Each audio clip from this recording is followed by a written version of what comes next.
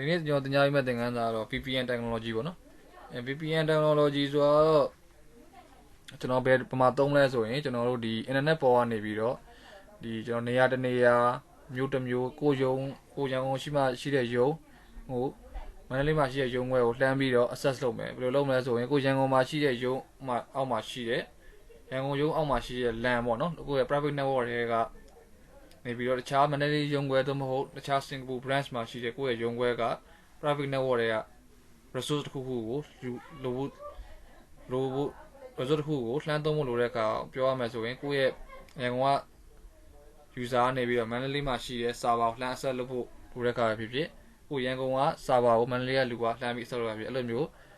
ဒီမတူကြီးတဲ့နေရာတစ်ခုကနေပြီးတော့ဒီ private network တွေကိုလှမ်းပြီး access လုပ်တဲ့အခါမျိုးကြရင်ကျွန်တော်တို့သုံးဖို့အတွက်ဒီ VPN technology ကိုသုံးတယ် VPN technology ကိုသုံးခြင်းအပြင်ကျွန်တော် secure connection နဲ့သုံးတာပေါ့နော်အဲ့တော့ internet ပေါ်ကနေပြီးတော့ဒီကျွန်တော်တို့ရဲ့မတူညီတဲ့နေရာတွေမှာရှိတဲ့ရန်ကုန်မန္တလေးတခြားနေရာတွေ branch တွေကိုလှမ်းပြီးတော့ဒီ access လုပ်တဲ့အခါကျရင်ဒီ data တွေကို secure connection အနေနဲ့သုံးတာကိုကျွန်တော် VPN technology လို့ခေါ်တာပေါ့နော်အဲ့တော့ VPN technology ဆိုမှရှိတဲ့အခါမှာကျွန်တော် policy based VPN ရှိတယ် route based VPN ရှိတယ် SSL based VPN ရှိတယ် policy based VPN ကျတော့အဓိက IPsec ကိုသုံးပြီးတော့ကျွန်တော်တို့သုံးတယ် route based VPN ကကျတော့ဒီ routing ကိုအခြေခံပြီးသုံးတာပေါ့နော် SSL based VPN ကတော့ SSL ကိုအခြေခံပြီးသုံးတယ်တခြား DMVPN တို့ပါလို့လည်းရှိတာပေါ့နော် Cisco develop ထားတာအဲ့တော့ကျွန်တော် VPN ကကျွန်တော်ဟို IPsec ကိုသုံးဝင်ဖြစ်တဲ့အတွက်ကျွန်တော်တို့ဒီ IPsec နဲ့ပတ်သက်တဲ့ကျွန်တော် knowledge ကိုပြရမယ်အဲ့တော့ VPN ကခုနကျွန်တော်ပြောခဲ့သလိုပဲဟို website ဒီ website site to site VPN ထောက်ကြတယ်ပြီးတဲ့ခါကျရင်ကျွန်တော်တို့နောက်တစ်ခုရှိတယ် remote set VPN ဆိုတာသုံးသေးတယ် site to site VPN လေးကိုတော့ကျွန်တော်ဒီမှာဟိုလုပ်ပြဟိုနဲ့ site to site VPN configuration လုပ်တာကိုကျွန်တော်ပြလိုက်ပါတော့ site to site ဆိုတော့ဟို website ဒီ website ပေါ့နော်ရန်ကုန်မန္တလေးအဲ့လို site to site ထောက်တာရှိတယ်ပြီးတော့ remote set VPN ဆိုတာရှိတယ် remote set VPN ဆိုတာကကျွန်တော်တစ် site မှာပဲ VPN gateway ထားပြီးတော့နောက်တစ်ခုကကျတော့ကျွန်တော်လှမ်းပြီးတော့ client software တစ်ခုနဲ့လှမ်းဝင်တာပေါ့နော်အဲ့ဒါ remote set VPN မှာရှိရနော်ဒီမှာကျွန်တော် IPsec VPN ကို site to site ဖောက်တာလေးကျွန်တော်ပြပြပါမယ်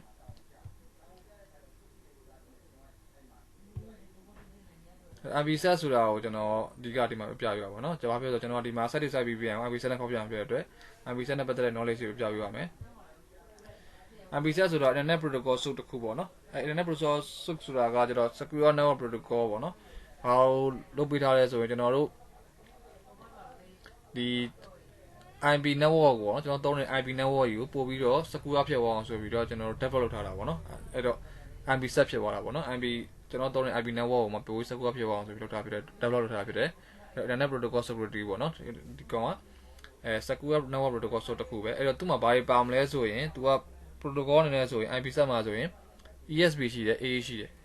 ESB ကကျတော့ကျွန်တော် encapsulation security ပေးလို့ပေါ့နော်အဓိကဆိုရင် data ကို provide လုပ်ပေးရဆိုရင် integrity encryption authentication anti reply ပေါ့နော်အဲ့ဒီကျွန်တော်တို့ feature တွေကျွန်တော်ရမယ်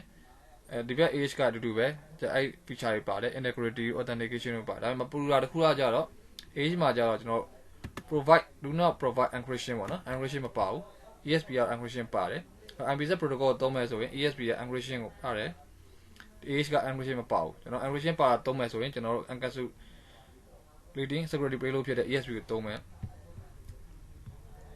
အဲ့တော့ IPsec မှာဆိုရင်ကျွန်တော်ခုနပြောခဲ့တဲ့ security feature တွေဖြစ်တဲ့ကျွန်တော်တို့ integrity authentication တို့ confidentiality တို့ encryption တို့ဆိုတော့ကျွန်တော်ဒီမှာပြန်ရှင်းပြပေးထားတယ်အဲ့တော့သူ့မှာပါတဲ့ဒီ security feature တွေက encryption ဆိုရင်ကျွန်တော်တို့ plain text ကို unreadable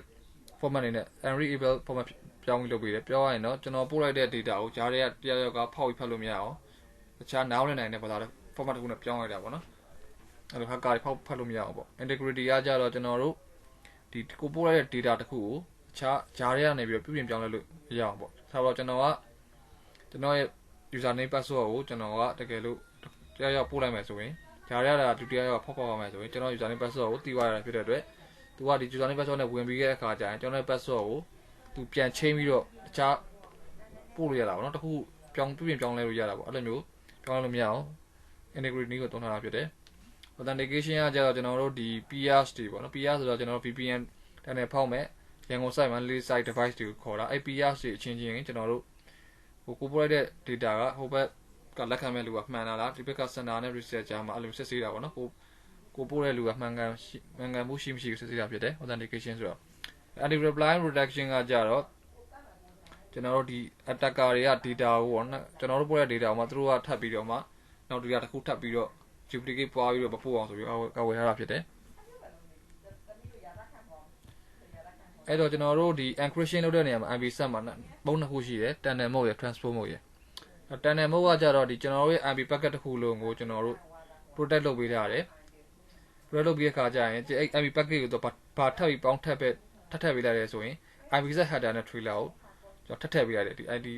packet ကိုပေါ့နော်အဲ့တော့ IPsec လုံးဝတုံးထားတဲ့ tunnel mode ဆိုရင် IPsec တုံးတယ်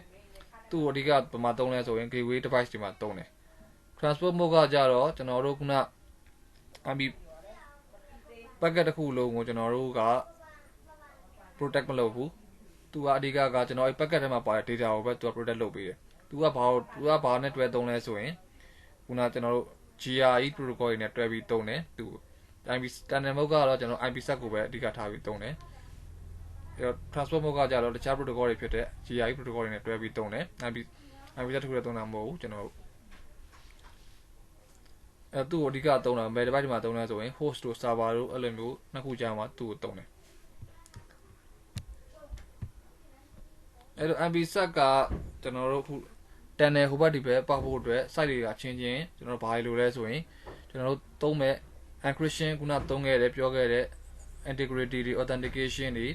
အဲ့ဒါတွေကျွန်တော်တို့ဒီအချင်းကျွန်တော်တို့လဲပြီးတော့စစ်ဆေးဖို့လိုတယ်တစ်ဖက်နဲ့တစ်ဖက်သုံးတဲ့ key တွေ authentication တွေကမှန်ကန်မှုရှိမရှိစစ်ဆေးဖို့လိုတယ်ဘာဖြစ်လို့လဲဆိုတော့ကျွန်တော်ကအဲ့ encryption key တွေကတစ်ဖက်တစ်ဖက်ကတူမရတယ်အဲ့တော့ကျွန်တော်ကတစ်ဖက် negotiate လုပ်ရတယ်အဲ့လို negotiate တဲ့အခါကျရင်ဟိုဘက် site ဒီဘက် site ကို key တွေ chain တဲ့ protocol ကိုကျွန်တော် IK protocol လို့ခေါ်တယ် internet key exchange protocol လို့သုံးတယ် internet key exchange protocol ကဆိုခုနကျွန်တော် key တွေ chain ဖို့အတွက်ဘာ framework ကိုသုံးလဲဆိုရင် internet security association ရဲ့ e-management protocol ဆိုတဲ့ framework ကိုသုံးပြီးတော့မှတစ်ဖက်ကျွန်တော် site တွေကမင်းကတော့ဘာ key သုံးမလဲငါကတော့ဘာ key သုံးမလဲအဲ့လိုမျိုး key တွေကချင်းမှကျွန်တော်တို့ negotiate လုပ်ပြီးတဲ့အခါကျမှကျွန်တော်တို့ဘာလုပ်ကြလဲဆိုရင် tunnel တွေ create လုပ်ရတယ်အဲ့လို tunnel တွေ create လုပ်ဖို့အတွက်ကျွန်တော်တို့က IPsec ပြီးမှဆိုရင်အဲ့လို key exchange လုပ်တဲ့ protocol မှာ IKE phase နှစ်ခုသုံးရတယ် IKE phase 1နဲ့ IKE phase 2ဆိုပြီးတော့ key နှစ်ခုသုံးရတယ် IKE နှစ်ခုသုံးတဲ့အခါကျရင်ကျွန်တော်အောက်မှာဆက်ပြောရပါမယ်အဲ့တော့ tunnel ဒီ VPN tunnel ကိုကျွန်တော်တို့ create လုပ်ဖို့အတွက်ဖန်တီးဖို့အတွက်ကျွန်တော် data transmission လုပ်တဲ့အခါကျရင် secure ပေါ့နော်လုံခြုံတဲ့ကျွန်တော် data တွေပို့ဖို့အတွက်ကျွန်တော်တို့ VPN tunnel တွေတိစောက်တဲ့အခါမှာကျွန်တော်တို့ခုနရှေ့မှာပြောသွားသလိုပဲ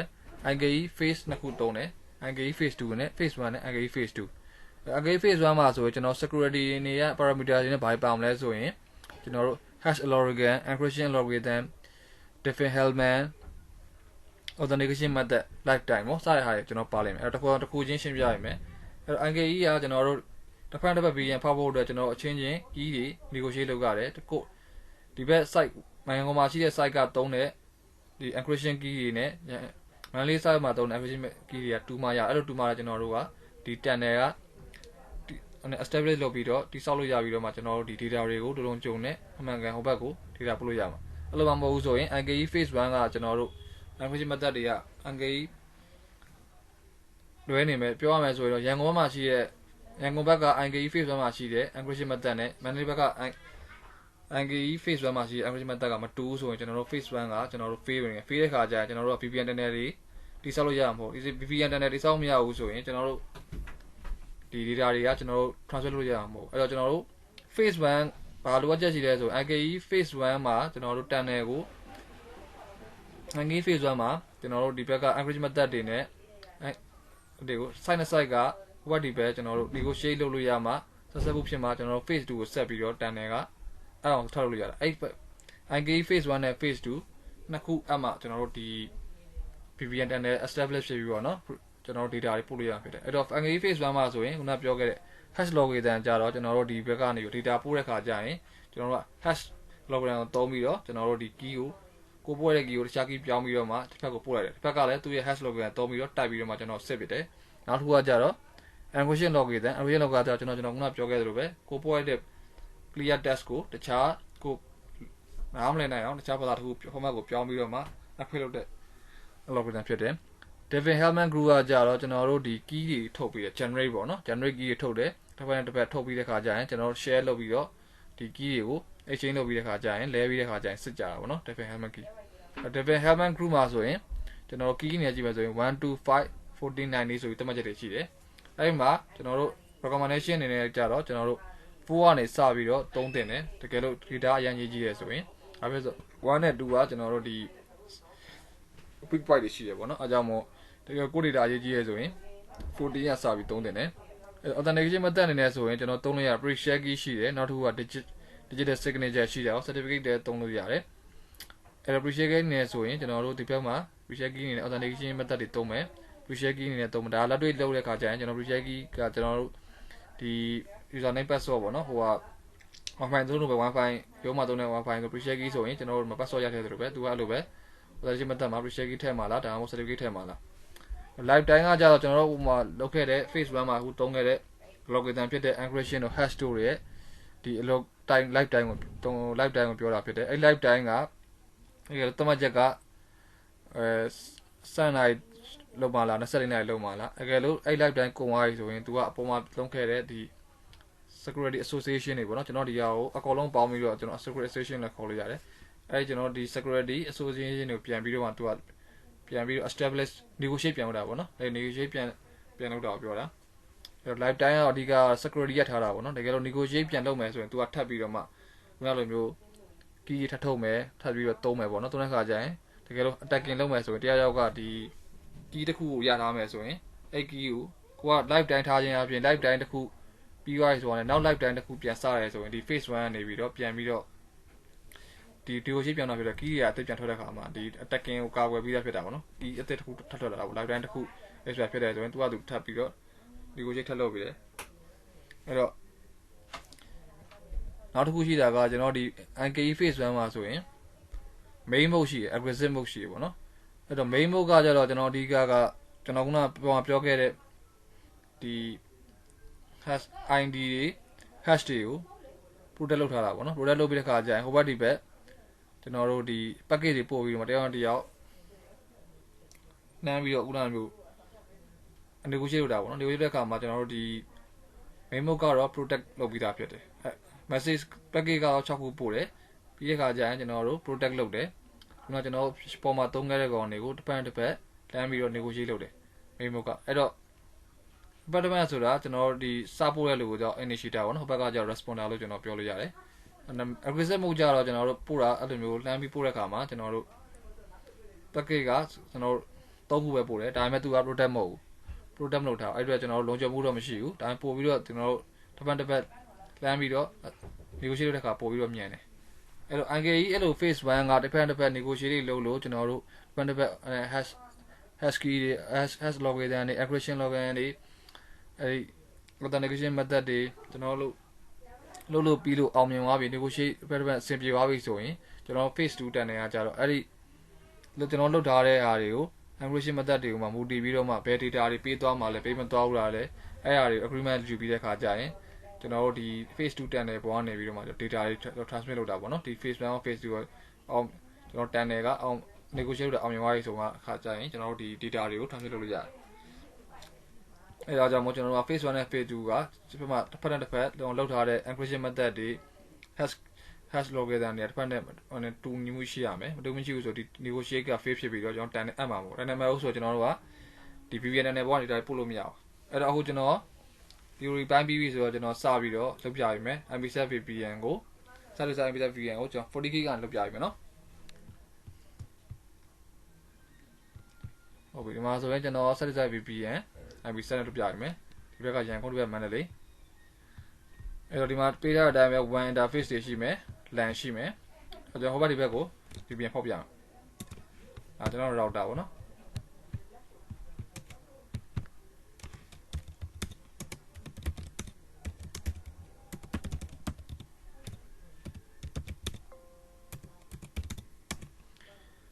အဲ့ဒီဘက်မှာကျွန်တော်ပေးထားတဲ့ IP ဒီဘက် IP တဲ့အဲ့ကျွန်တော် 40K ကိုကျွန်တော်အရင်ဝင်လိုက်မယ်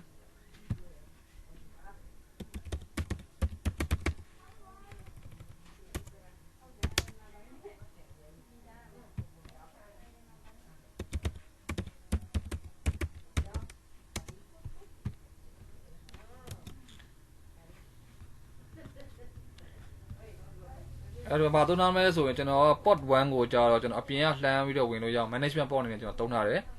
port 2ကိုကျွန်တော်1အနေနဲ့သုံးမယ် port 3ကိုကျွန်တော် LAN နဲ့သုံးပါဘောနော်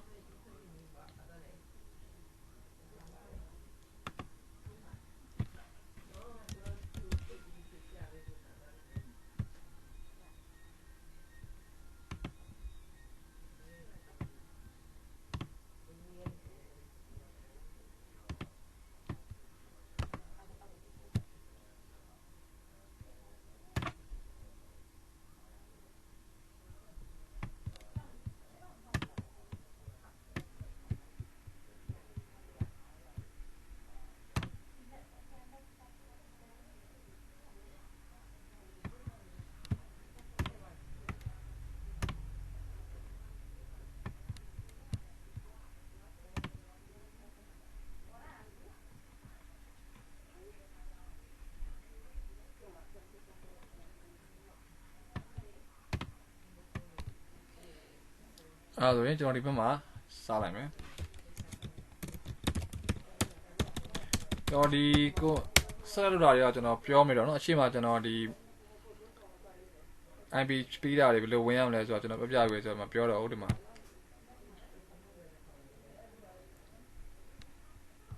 အဲ့တော့ဒီဘက် channel ကိုကျွန်တော်ရန်ကုန် site လို့ပြောင်းလိုက်မယ်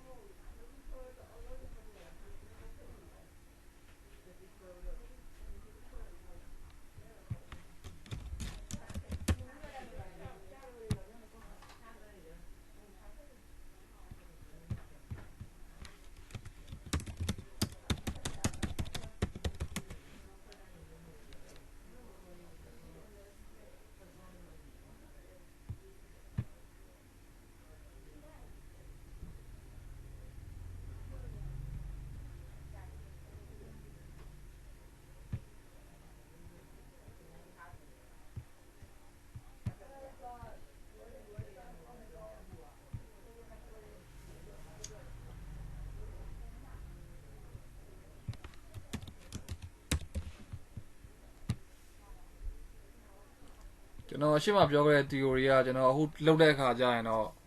ပုံမြင်သွားလိမ့်မယ်နော်အရှိမတော့နည်းနည်းပြောရတာများတယ်ဒါပေမဲ့တကယ်လို့ခါကျရင်တော့အဲ့လိုကြီးမများဘူးပြီးတော့ကျွန်တော် VPN ဖောက်မယ်ဆိုရင်ဟိုဘက်ဒီဘက်ကကျွန်တော်ဖောက်မဲ့ device တွေက peer တွေကကျွန်တော် receiver ရှိရမယ် WAN ပေါ်မှာကျွန်တော်အရင်ဆုံး pin ကြည့်ရမယ်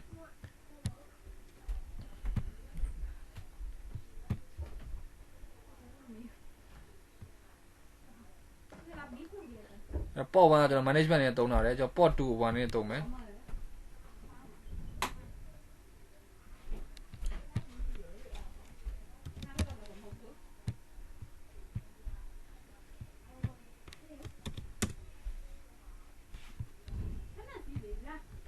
1က200နဲ့ပေါ့နော်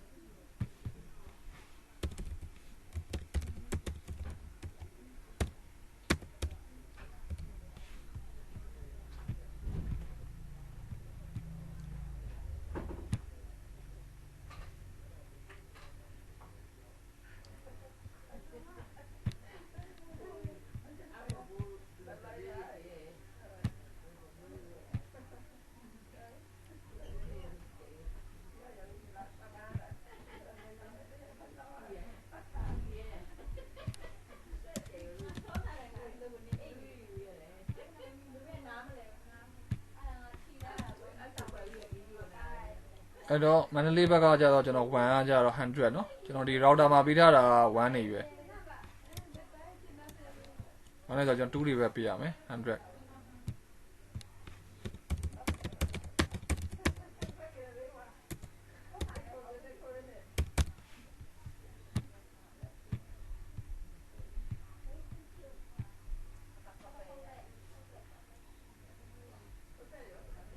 ကျွန်တော်ပြီးသွားရင် default တော့ထုမယ်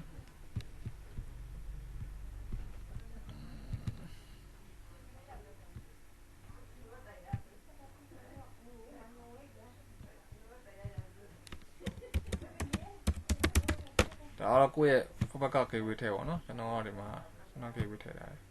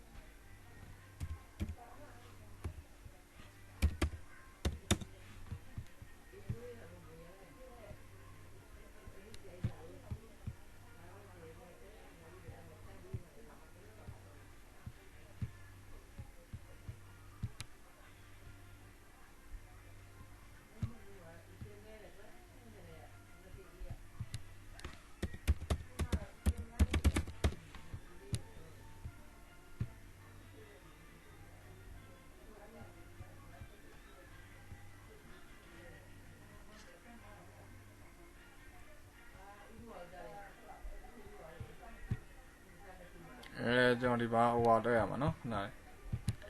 ကျွန်တော်ဒီ management ဟာကိုတော့ထည့်တာနော်ကျွန်တော်တကယ်တော့ဒီဘက်က1ကဒီ ISPR ဒီကောင်းအောင်ထည့်ရမှာနော်အဲ့တော့ကျွန်တော်ဒီဘက်မှာ1ကရန်ကုန်က200ဆိုတော့ဟုတ်ပြီညတော့1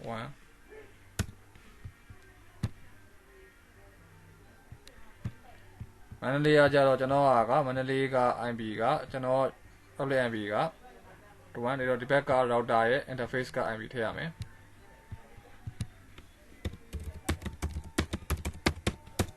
ကျွန်တော်ဖဲ့ရ IP ကကြော management ရဲ့ gateway တော့ထည့်တာနော် okay ဟုတ်ပြီအဲ့တော့ကျွန်တော်ဟိုဘက်ဒီဘက် straight တော့ default တော့ထိုးယူရတယ်ပေါ့နော်ဟောထိုးယူရပြီဆိုတော့ကျွန်တော်ဒီဘက်ကနေပြီးတော့ဒီ 40GB ကနေပြီးတော့ကျွန်တော်ဒီဘက်က1ကိုပင်းကြည့်လိုက်မယ်နော်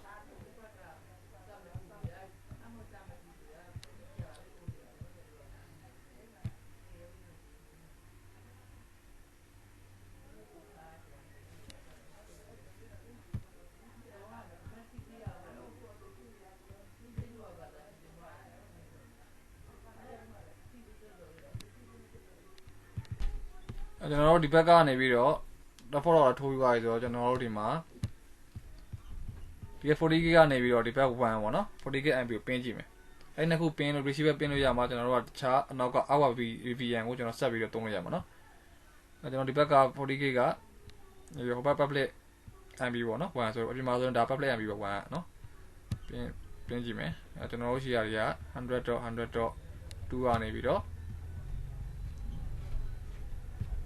ရန်ကုန် 100.100.2 ကနေပြီးတော့ဟိုဘက်ကို 100.100.200 ကနေပြီးတော့နော်ဟိုဘက်ကို2ပြင်လိုက်မယ်အဲ့တော့ဒီဘက်ရင်ပေးလိုက်မယ်နော်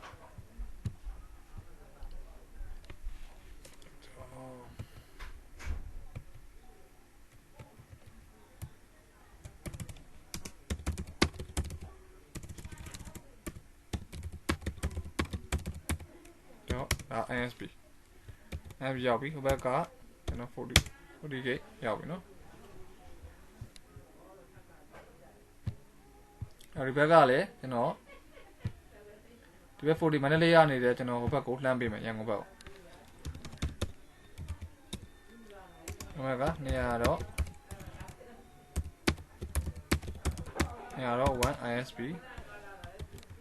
ဘက်က 40K လှမ်းပေးမယ်ရောက်ပြီနော်ကျွန်တော်ဟိုဘက်ဒီဘက် receiver ဖြစ်သွားပြီဒီ connection မိသွားပြီပေါ့နော်မိသွားပြီဆိုကျွန်တော်တို့ VPN စဖောက်လို့ရပြီ VPN စဖောက်မယ်ဆိုရင်ကျွန်တော်ဘာစလုပ်မလဲဆိုရင် VPN အဲ့တော့ IP set ကိုသွားမယ်အဲ့တော့ဒီမှာကျွန်တော်တို့ panel ဖောက်မှာပေါ့နော်ကျွန်တော်အဲ့တော့ရန်ကုန်ကနေရန်ကုန် to Mandalay ဒီ custom နဲ့ပဲသွားလိုက်မယ်နော် custom niche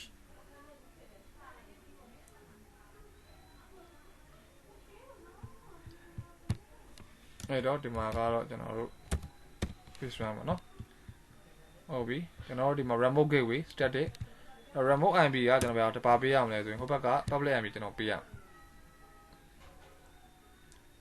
public IP က200.100.2 interface က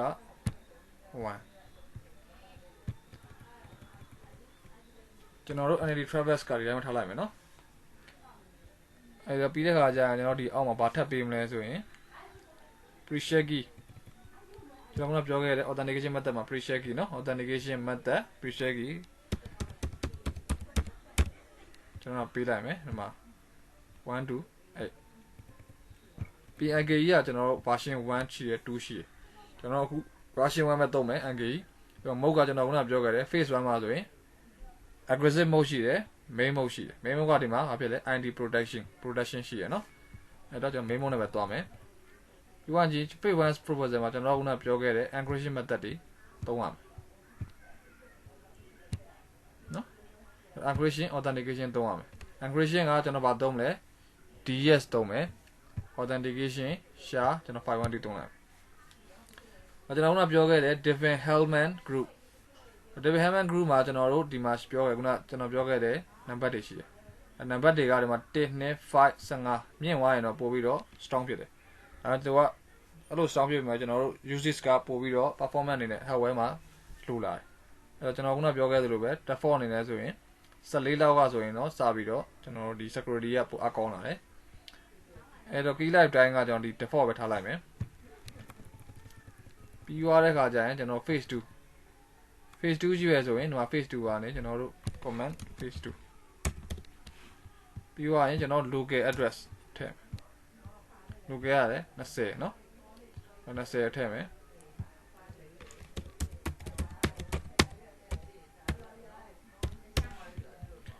remote က10နဲ့ပေါ့10နဲ့ပေါ့ထည့်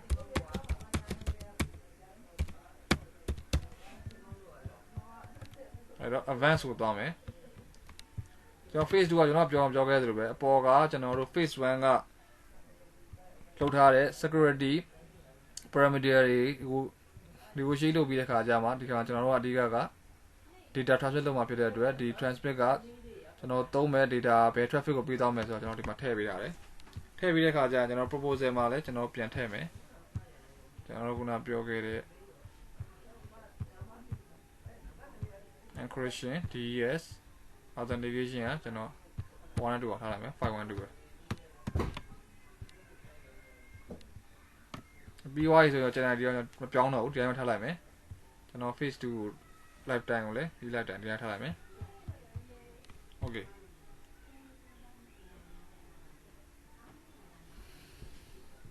အဲ့တော့တန်နေရမှတ်သေးဘူးเนาะတောင်းနေလိမ့်မယ်အဲ့တော့ဟောမှာကျွန်တော်ဒီလိုပဲတော့ထည့်လိုက်မယ်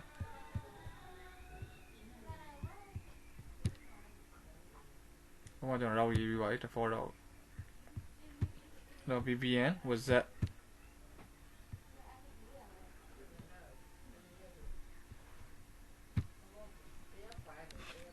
and Mandalay to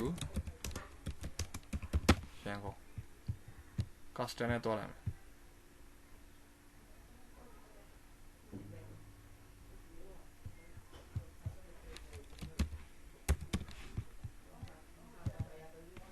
remote gateway ကဟိုဘက်ကကျွန်တော် public IP ကျုံမယ်ရှန်ကုန်က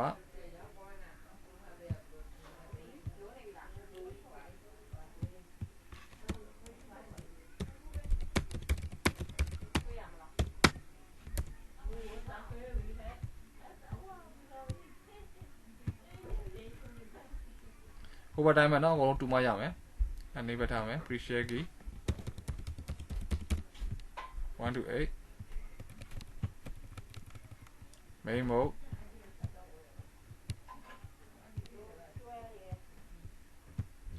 DES ကကျွန်တော်ပါတာကျွန်တော်ကဟိုက VN ကကျွန်တော်တို့ trial mode เนาะကျွန်တော်မှဒီ encryption method DES ပဲပါတယ်ခုနခြား AES လို့ပါလို့ဆိုရင်ကျွန်တော် license ဆိုရင်တော့ကျွန်တော်ပြင်မှာတကယ် device ဆိုရင်တော့သုံးလို့ရမယ်เนาะဟုတ်ပြီဒီကောင်ကတော့ phase 2 local ကကျွန်တော်တို့က Mandalay က10နဲ့ပေါ့เนาะ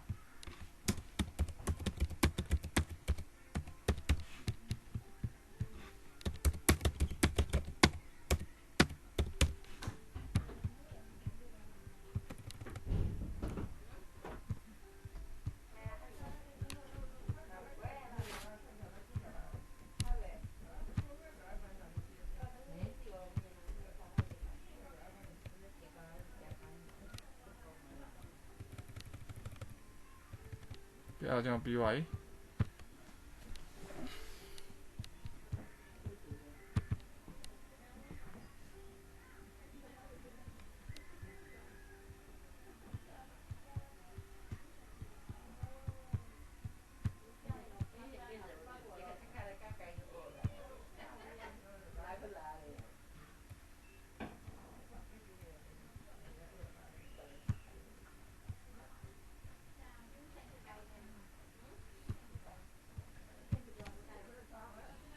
အမေတက်နေပြီးသွားဆိုကျွန်တော်ဘာလုပ်ကောင်းမလဲဆိုရင်ကျွန်တော်တို့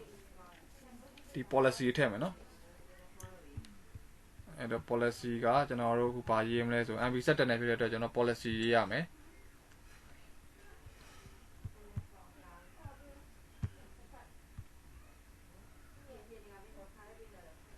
policy မရေးခင်ကျွန်တော်ဒီမှာ network မှာ LAN MB မပေးရသေးဘူးချက်ကြည့်လိုက်အောင်LAN ကိုကျွန်တော် LAN ကို interface ကကျွန်တော်က1က port 2 လန်က port 3 1ကကျ management ပေးတာပဲလန်အောင် IP ဆိုင်လုပ်မယ်အဲ့တော့ရန်ကုန်ကလန်က20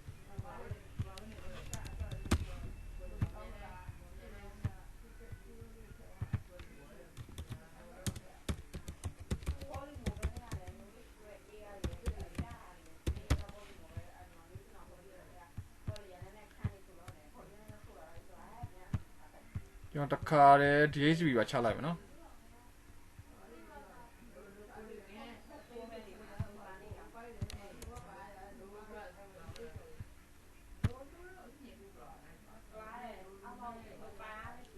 ဒီဘက်မှာလည်း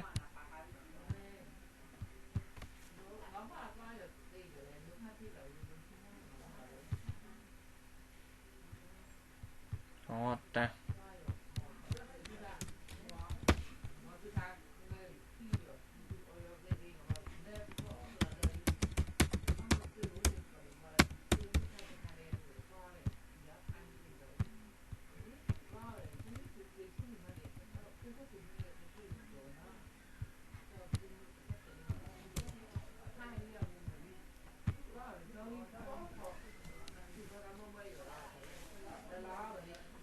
အဲ့ဒါပြီးတော့ကျွန်တော်တို့ policy ရေးမယ်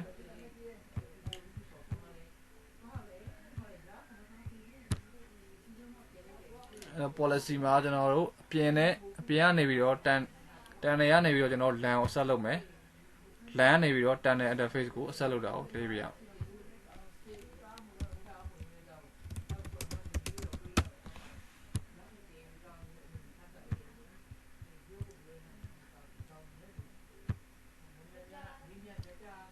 အားလုံးကဒီမှာတော့ပြရလိုက်မယ်နော် testing ဆိုတော့ဟော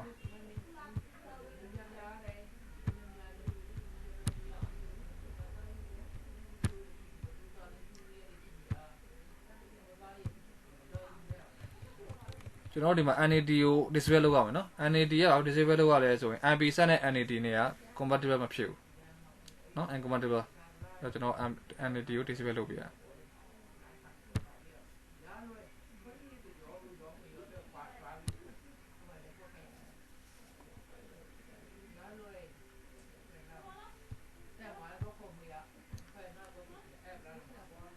နောက်တစ်ခါကျွန်တော်ထဲက LAN နေပြီးတော့ကျွန်တော်တို့တန်တယ်ကိုတွားတန်တဲ့ interface ကိုတွားတဲ့ကောင်အလောက်ပြန်လုပ်ပေးမယ် LAN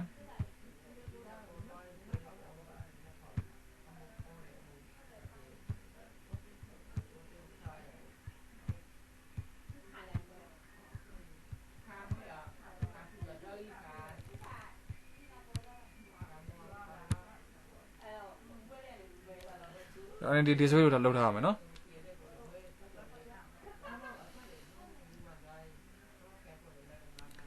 ဒီမှာကျွန်တော်လုပ်ပေးမယ်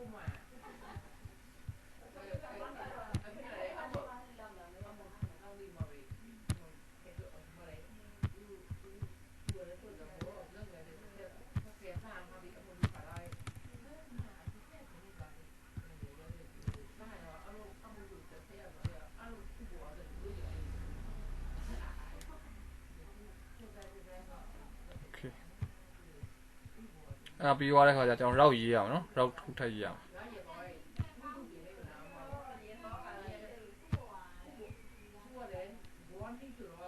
ရောမှာကျွန်တော်တို့ကကျွန်တော်သွားမှာကရန်မန္တလေးပဲခြံရှိမယ်ဆိုရင်မန္တလေးကနေရန်ကုန်ဘက်မှာရှိရဲ20 network ကိုသွားမယ်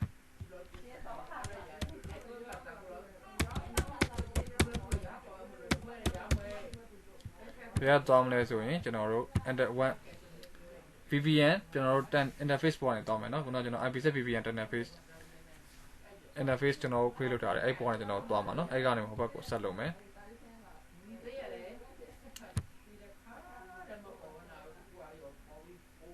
အဲ့ဒီဘက်မှာလည်းကျွန်တော်တို့ရန်ကုန်မှာဒီလိုပဲ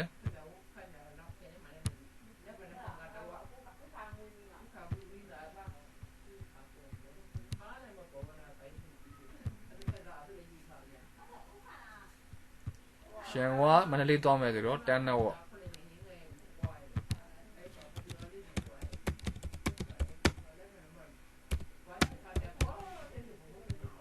Kway ကထည့်ကြအောင်လို့ကျွန်တော်ဒီဘက်မှာထည့်လိုက်ရတယ်เนาะ Okay အဲ့ဒါဆိုကျွန်တော်10နဲ့ app ပြီးတာကြည့်မယ်เนาะ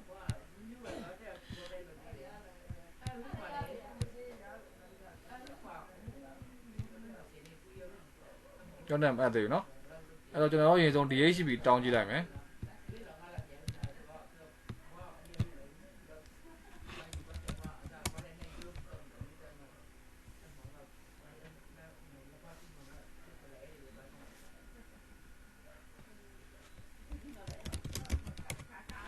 အဲ့တော့ဒီဘက် IP တော့ကြာပြီဒီဘက်ခုကြည့်မယ်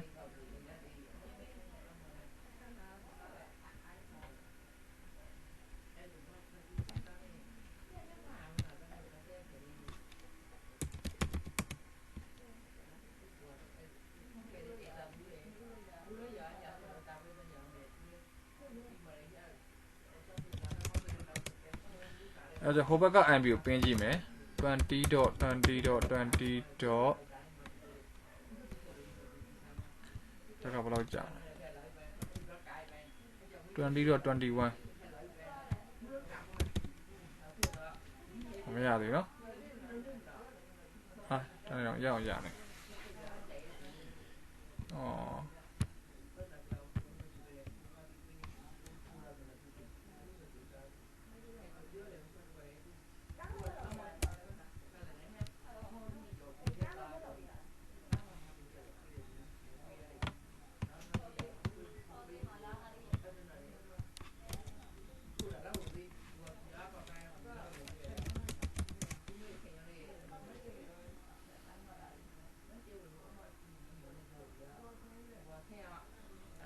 MB က10တော့11เนาะဒီဘက်ကပြင်ကြည့်အောင်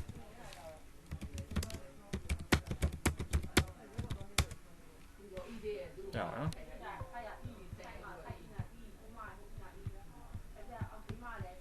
ကျွန်တော်10အကြည့်လိုက်မယ်เนาะ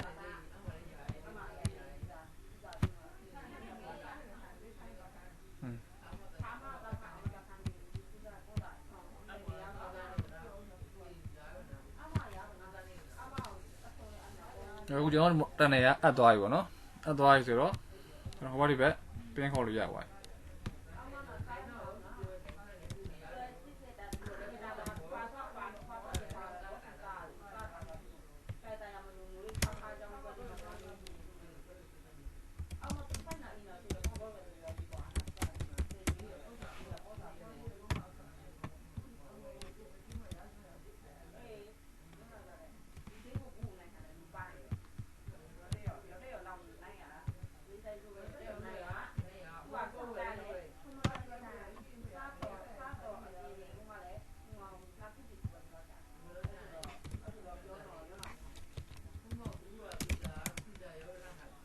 အဲ့တော့ MB က2021เนาะ21ကိုဒီဘက်ကပင်းကြည့်မယ်ပြင်လို့ရတယ်เนาะ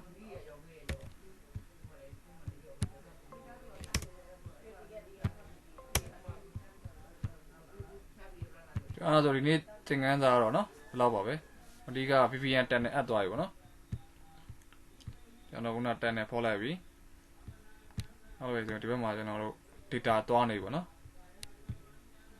ဟိုဘက်ဒီဘက်နော်အားဒီ10နဲ့အပ်သွားတယ်10နဲ့အပ်သွားပြီဆိုတော့ကျွန်တော်ပတ်သွားပြီပေါ့နော်ဟုတ်သင်ခန်းစာတွေလောက်ပါပဲနော်